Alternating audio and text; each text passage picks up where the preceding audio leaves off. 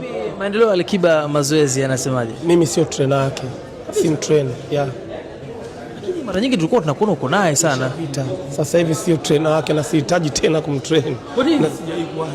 Kwa sababu uko upande wa Simba la Masimba. Yaani sijawahi kuanza kumtrain, mimi sio trainer yake, sifanye naye tena kazi. Yeah. Wanaenda kuongea hivi leo? Maisha yanabidi yaendelee kaka. Kwa hiyo anaendelea na maisha yake na mimi naendelea na maisha yangu. Tulipofikia kufanya kazi tumefanya, panatosha, sasa hivi kama tunaendelea na maisha yake. Nasikia alitumia muda mrefu kukuamini wewe kuwa trainer wake. Hata mimi pia nilimwamini na namshukuru pia, ameplay part kubwa sana kwenye kazi yangu. Namshukuru na Mwenyezi Mungu ambadiliki sana. Asante sana. Saidia sana. Diamond Platnumz. Mungu akijalia nitafanya naye kazi hivi karibuni. Tunataka mkazungumza na mlizungumza nini sana sana?